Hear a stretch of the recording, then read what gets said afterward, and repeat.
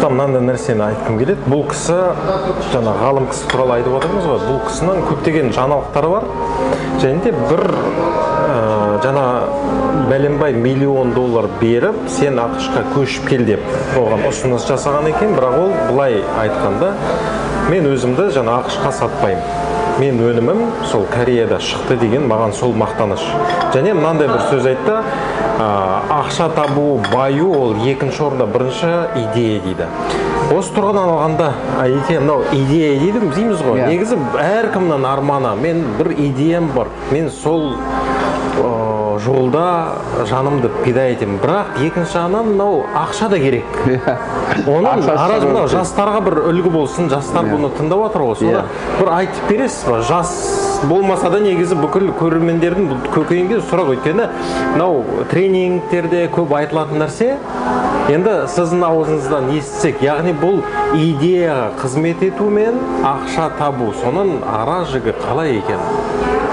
Сіз жастарға қандай бір өсиет, қандай не айтасыз? Ұзын сөздің 90 ауыз сөздің тобықтай түйіні дегенге келетін болатын болсақ, біз көрдік, Корея мемлекетінде ешқандай табиғи байлық жоқ. Сөйте тұра дүниеге танымал елдердің біріне айналды да. Бұл жерде не нәрсені береді? Адам білімді болу керек, оқу керек. Ол көкесіне сеніп отырған жоқ, немесе әкесінің дүниесіне сеніп отырған жоқ, әр адам өзіне сенеді. Оқу керек, білім керек дегенде мына жақта мен дұрыс түсініп отырмын ба? Математиканы оқы, биологияны оқы, химияны барлығын бірдей оқы деген сөз емес қой. Өз маман, өзіне керек нәрсені, әркім өзінің мамандығын иесі болу. Өйткені себебі біздерде мынандай да, тағы да бірді айтып бірге кетеміз ғой, дегенмен бұл да артық болмайды деп ойлаймын да. Біздің баламыз математикадан 5 алады, қазақ тілден 5 алады, тарихтан 5 алады. Келесі жылы бұл математикадан 5 алады, тарихтан 4 алады деген сияқты да. Біз соның математикасын қойып қоямыз да, тарихы мен әдебиетін қуамыз да. Жоқ, баланы ашу керек, ол қай жаққа оның қызығушылығы бар. Сөйтеміз де біз оның тарихы мен қазақ әдебиетін 5-ке көтереміз, бірақ оның математикасы түсіп кетеді да. Неге? Өйткені баланың қабілетімізді жауып тастаймыз. Сондықтан бұл жерде баланың қабілетін ашу керек. Мен ойладым ба, мен қымыз шығарып кетемін, немесе қымыздан өнім жасаймын деп. Менің қалаған мамандығым машина жасау болатын. Бірақ мен түсіндім, мен машина жасау мамандығымен Қазақстанда еш нәрсе істей алмаймын. Себебі ол завод жоқ. Бәлкім мен өз машинамды өзім жөндеп алам, немесе біреудің бұзылып тұрған машинасын неден бұзылып тұрғанын айтып бере аламын да. Басқа нәрсе жоқ, мен қолымнан келмейді. Ал экономист ретінде жылқы шаруашылығының тиімді екендігін жаздым. Ол менің ғылыми жұмысым болды да. Сол кезде де ойладым мен, экономикалық тиімді екенін айтсам, елдің бәрі жылқы ұстайды деп ше. Бұны бірақ мысал ретінде айтайын. Германияда мен сол жұмысымды жазған жылы 2002 жылы бір 30-дай жылқы шаруашылығы болған, әртүрлі. Енді оның ішінде біреу екеуі ғана бәлкім жылқыны сауған шығар, қалғандары негізі спорт, тағы да басқа бағыттарда ұстаған да. Ал енді 10 жылдан кейін шақырды ғой 2011 жылы 10 жылдықтың нәтижесіне. Сол нәтижесін көргенде 300-ден астам мекеме ашылған екен. Бұл не деді? Университеттің маған берген, жаңа ғылыми жұмысыма берген азмаз сыйақысы болды әрине.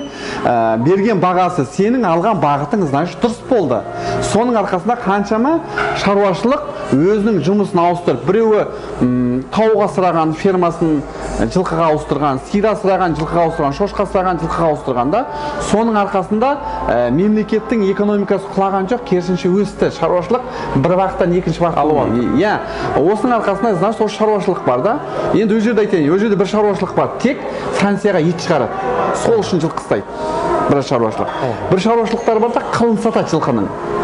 Бір шаруашылық бар, сол жылқының терісін сатады. Бір шаруашылық жылқының сүтін сатады да. Әр қайсы әртүрлі нәрсені сатады, барлығына деген сұраныстың барлығы да. Сонда яғни жылқы шаруашылығына деген сұраныс жоқ емес, ол әлемде бар. Тек біз соның жолын таппай отырмыз. Қымыздың бағасын қазір біреу 1000 теңге деп қымбат сынады. Қымбат емес.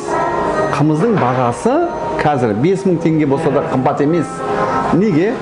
Біз елдің жаман тамағын арзанға қымбат ауруға ұшырап жатырмыз. Мысалы бізге біреу бір мемлекет бір тамақты енгізді ма, арзан бағаға енгізе салуы мүмкін да. Киімді деген сияқты, ойыншықты. Бірақ олар ертең біледі да, мына нәрсені біз оған жаңа өз бағасына берсек, ертең осыншама дәріні бәленбай миллионға сатамыз деп ше.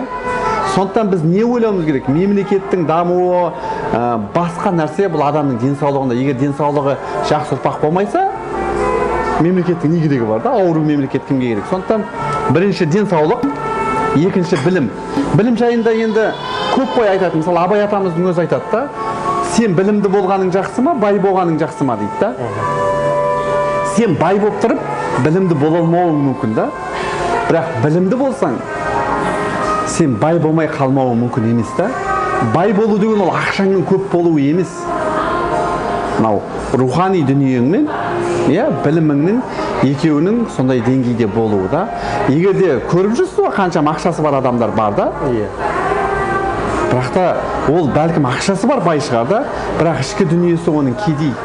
Егер де батыр болсаң, найзаң жауға тисін деп айтады да. Ал бай болсаң, пайдаң халқыңа тисін дейді да. Егер халыққа пайдаң тимесе, ол байлықтың не қайыр да?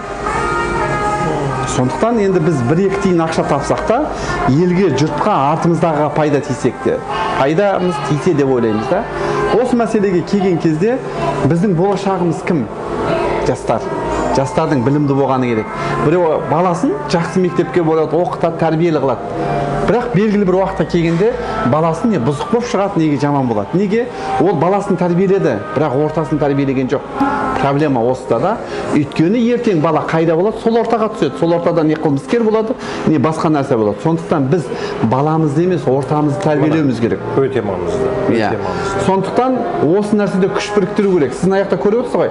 Кәрістің баласы классында оқитын баланың біреу сабаққа келе алмай қалса, қалғаны жабылып көмектеседі. Сол балада не жоқ? Кітап жоқ па, киім жоқ па да? Неге? Өйткені ол өзінің баласының ертеңгі ортасы. Біз жатып ішкіміз келеді. Оны Аллах та қаламайды. Еңбек ету керек. Ал біздің мемлекет халыққа ақша берудің керегі жоқ. Жақсы, көп балалы анаға берсін, мүмкіншілігі шектеулі жандарға берсін. Ал дені сау адамға жұмыс орнын ашу керек.